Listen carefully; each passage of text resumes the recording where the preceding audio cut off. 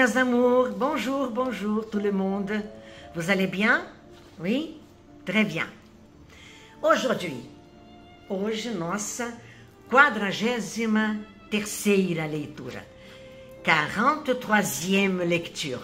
E ce sera Édouard Louis. Este menino, né, vai fazer 33 anos em outubro, quer dizer, um menino. E esse menino escreveu este livro, Qui a tué mon père. Prestem atenção, não há ponto de interrogação. Vamos falar disso já já. Então, queridos, esse rapaz, Édouard Louis, de fato, está sendo, né, um fenômeno literário.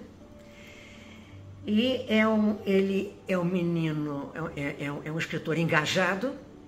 Isso é importantíssimo. Na vida, não é só escritor qualquer, né? A gente ser engajado, ser uma pessoa engajada.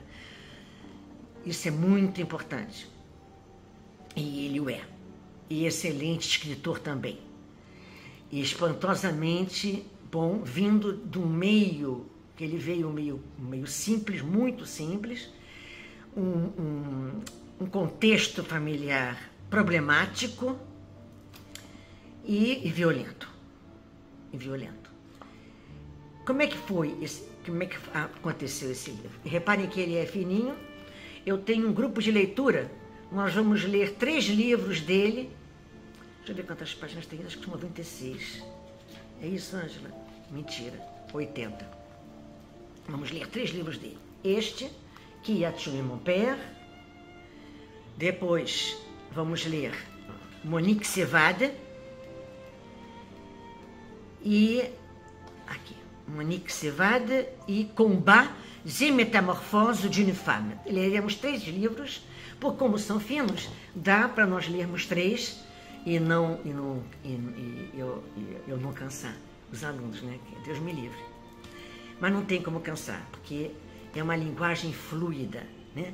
Sabem quem ele me lembrou? Talvez já tenham dito isso a ele, né? O meu amor, Albert Camus, um dos meus amores, sabe como é a vida, né? Sou uma mulher assim, muitos amores, Victor Hugo, Albert Camus, Rimbaud, Verlaine, e por aí, um atrás do outro. E Michel Bussy. Há alguns contemporâneos, outros bem velhinhos, né?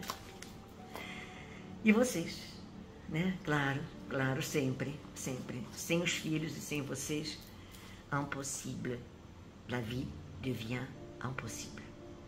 Então, vamos lá. Imagina como é que surgiu. Foi o seguinte, o relacionamento dele com o pai não foi bom, nunca foi bom. Apesar de, nesse livro, ele não só ataca o pai, não. Há momentos assim, em que a gente sente o coração apertar. E ele, depois de muito tempo, ele vai fazer uma visita ao pai e o encontra muito debilitado. O pai é vivo e não é velho não, ele deve ter entre 50 e 60 anos. E ele, devido ao alcoolismo, devido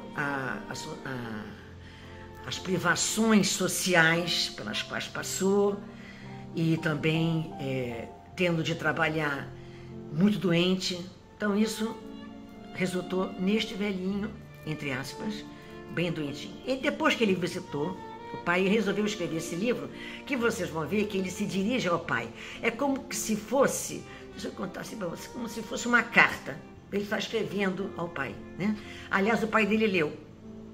Não gostou de algumas coisas, claro, porque viu assim, né? Mas, ao mesmo tempo, ficou muito orgulhoso de ter, e é para ficar. Ele além de ser esse bom escritor, ele é lindinho, ele é louro de olhos azuis. Ele esteve aqui na Travessa, né? Alguns alunos meus foram assistir, eu não pude por causa das aulas, e ele deu uma entrevista no Canal Livre, deveriam assistir. Allons-y, escolhi alguns trechos, como sempre, né? Então aqui estamos na página, dessa edição aqui, página 23. C'est étrange. Je ne sais pas ce qui m'arrive ce soir. Je te regarde comme pour la première fois. C'est outra coisa, Ângela, isso é música. C'est étrange, parce que ton père, il parle au père, attention, parce que ton père était violent, tu répétais obsessionnellement que tu ne serais jamais violent, que tu ne frapperais jamais aucun de tes enfants.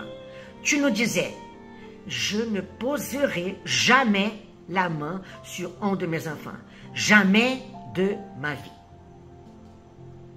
La violence ne produit pas que de la violence. J'ai répété cette phrase longtemps, que la violence est cause de la violence. Je me suis trompé. La violence nous avait sauvés de la violence. Ton père n'avait pas été le premier à avoir des problèmes d'alcool. L'alcool avait fait partie de ta vie avant ta naissance.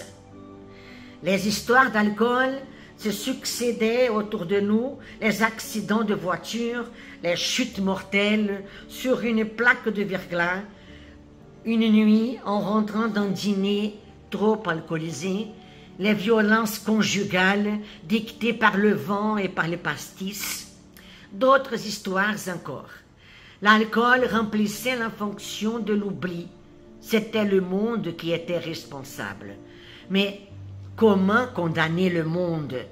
Le monde qui imposait une vie que les gens autour de nous n'avaient pas d'autre choix que d'essayer d'oublier avec l'alcool et par l'alcool. C'est oublier ou mourir, ou oublier et mourir. Oublier ou mourir, ou oublier et mourir de l'acharnement a oublier. Esse trechinho agora, queridos. É estranho, porque o seu pai era violento. Você repetia obsessivamente que você não seria nunca violento, que você não bateria nunca em nenhum dos seus filhos. Você nos dizia, eu não levantarei jamais a mão sobre um dos meus filhos. Jamais, nunca na vida. A violência só produz violência. Eu repeti esta frase durante muito tempo, que a violência é a causa da violência. Eu me enganei. A violência nos tinha salvo, nos tinha salvado da violência. O que ele quer dizer aqui? O que eu entendi, por favor, sempre aquilo, né?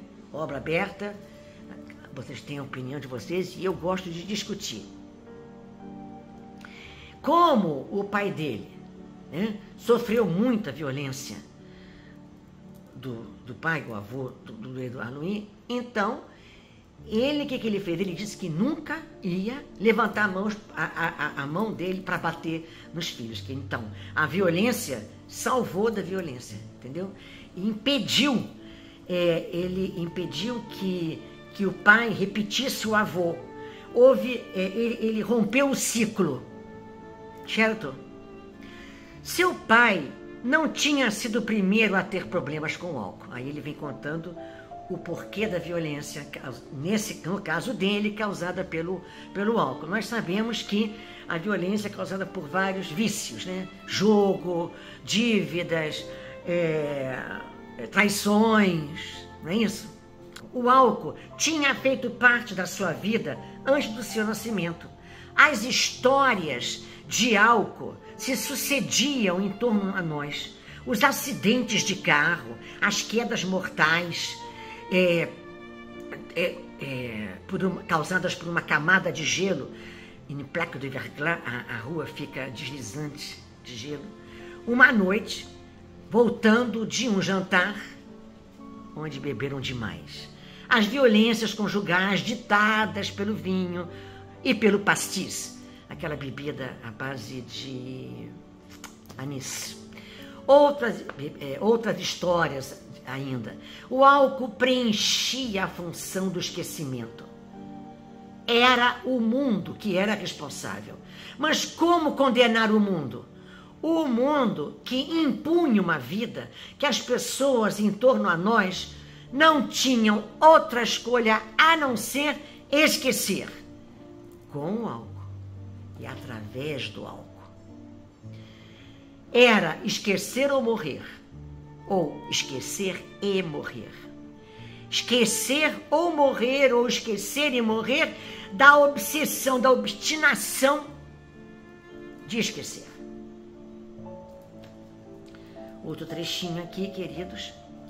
À Noël, tous les ans, tu cachais les cadeaux dans le coffre de ta voiture. Tu attendais que je sois parti me coucher pour aller les cacher et les mettre au pied du sapin, que je puisse les trouver le lendemain quand je me réveillais. Mais cette nuit-là, vers minuit, on ne dormait pas. Et j'ai entendu, et tous les autres avec moi, une explosion dehors. C'était comme si l'explosion avait eu lieu dans la cuisine, tellement elle était intense, immense, je ne sais pas comment dire, comme si un avion s'était fracassé sur le sol devant chez nous, ou dans la cour derrière. Je ne trouvais pas d'image pour le dire. Tu es sorti pour voir ce qui se passait. Je t'ai suivi et j'ai vu. Ta voiture était là, mais compressée, réduite à l'état d'un morceau de métal sans forme, sans structure. Tout autour, il y avait des éclats de plastique et des lambeaux de papier cadeau déchiquetés qui volaient dans l'air. Et puis, surtout, quelques mètres plus loin, devant ta voiture disparue, il y avait un énorme camion transporteur de motos, éraflé par l'accident. Celui qui le conduisait, le responsable de tout ça, s'était arrêté pour contempler le drame. De loin, je voyais la condensation s'échapper de sa bouche, les volutes de fumée qui brouillaient son visage. Il ressemblait à un spectre. Quand il nous a vus, il a redémarré son camion et il a disparu plus loin dans la nuit. Tu l'as poursuivi. Ça n'avait pas de sens. Tu n'aurais jamais pu rattraper un camion. Il n'y avait aucun espoir. Rien. Mais tu as couru et tu criais. Je vais te buter, espèce de sale fils de pute. Tu criais. Je vais te buter. Je t'ai vu courir derrière lui, ton corps s'effacer dans le noir, se dissoudre dans la pénombre, puis réapparaître et revenir, vaincu et essoufflé. J'étais trop jeune pour me souvenir, mais je me souviens, quand j'ai vu ton visage qui regardait le cadavre de la voiture, j'ai pleuré de ce que j'ai vu sur ton visage et j'ai demandé comment tu allais faire maintenant pour aller à l'usine. Je me suis allongée sur le canapé et j'ai pleuré toute la nuit de Noël. Pourquoi est-ce que j'ai pleuré? J'aurais dû pleurer parce que mes cadeaux avaient disparu. Je l'avais compris. Je savais que tu les cachais dans la voiture. À 7 ans, je n'aurais pas dû pleurer à cause de la voiture. J'aurais dû. Il aurait été logique que je pense à mes cadeaux. Est-ce que tu m'avais déjà fait comprendre que nous faisions partie de ceux que personne ne viendrait aider? Est-ce que tu m'avais déjà transmis le sens de notre place au monde? Il me semble souvent que je t'aime. No Natal, todos os anos, você escondia os presentes no cofre, na mala do carro. Você esperava que eu tivesse ido me deitar para ir buscá-los e colocá-los ao pé do pinheiro de Natal, para que eu pudesse encontrá-los no dia seguinte, quando eu acordaria. Mas nessa noite, por volta de meia-noite, nós não dormíamos e eu ouvi, e todo mundo ouviu comigo, uma explosão lá fora. Era como se a explosão tivesse acontecido na cozinha. Tão ela era imensa, intensa, imensa, eu não sei como dizer, como se um avião se tivesse arrebentado no chão diante da nossa casa ou no quintal atrás. Eu não encontro imagem para dizê-lo. Você saiu para ver o que acontecia, eu te segui, eu segui você e eu vi. O seu carro estava lá, mas comprimido, reduzido ao estado de um pedaço de metal disforme, sem estrutura. Em volta havia pedaços de plástico e farrapos de papel de presente picados que voavam no ar. E depois, sobretudo, alguns metros mais longe, diante do seu carro desaparecido, havia um enorme caminhão transportador de motos, arranhado pelo acidente. Apenas arranhado. Aquele que o dirigia, o responsável de tudo isso, tinha parado para contemplar o drama. De longe eu via a condensação escapar da boca, as espirais de fumaça que borravam o rosto dele. Ele parecia um espectro. Quando ele nos viu, ele arrancou com o caminhão e ele desapareceu mais longe na noite. Você o perseguiu. Isso não tinha sentido. Você não teria jamais podido alcançar o caminhão. Ele não havia nenhuma esperança, nada. Mas você correu e você gritava: eu vou te matar, seu filho da puta imundo. Você gritava: eu vou te matar. E eu vi você correr atrás dele, o seu corpo se apagar no escuro, se ver na penumbra e depois reaparecer e voltar vencido, derrotado e sem fôlego. Eu era jovem demais para me lembrar, mas eu me lembro. Quando eu vi o seu rosto, que eu olhava o cadáver do carro, eu chorei do que eu vi no teu rosto e eu perguntei como você ia fazer agora para ir para a fábrica. Eu me deitei no sofá e eu chorei a noite inteira do Natal. Por que eu chorei? Eu deveria ter chorado porque meus presentes tinham sumido. Eu tinha compreendido, eu sabia que você os escondia no carro. Com 7 anos, eu não deveria ter chorado por causa do carro. Eu deveria. Teria sido lógico que eu pensasse nos meus presentes. Será que você já tinha me feito compreender que nós fazíamos parte daqueles que ninguém viria ajudar? Será que você já havia me transmitido o sentido do nosso lugar no mundo? Muitas vezes eu acho que eu amo você. Agora, mais pro finalzinho, aqui ele datou setembro de 2017, pouco depois que o Macron tomou posse, primeiro mandato dele. Emmanuel Macron accuse les fainéants qui en France, selon lui, empêchent les réformes. Tu sais depuis toujours que ce mot est réservé aux gens comme toi, à ceux qui n'ont pas pu ou ne peuvent pas travailler parce qu'ils vivent trop loin des grandes villes, qui ne trouvent pas de travail parce qu'ils ont été chassés trop tôt du système scolaire. Sans diplôme, à ceux qui ne peuvent plus travailler parce que la vie à l'usine leur a broyé le dos. On ne dit jamais fainéant pour nommer un patron qui reste toute la journée assis dans un bureau à donner des ordres aux autres. On ne le dit jamais. Quand j'étais petit, tu répétais obsessionnellement. Edouard gosta desse advérbio, né? Je ne suis pas un fainéant, parce que tu savais que cette insulte planait au-dessus de toi, comme un spectre que tu voulais exorciser. Il n'y a pas de fierté sans honte. Tu étais fier de ne pas être un fainéant, parce que tu avais honte de faire partie de ceux qui pouvaient être désignés par ce mot. Le mot fainéant est pour toi une menace, une humiliation. Ce genre d'humiliation venue des dominants te fait ployer le dos encore plus.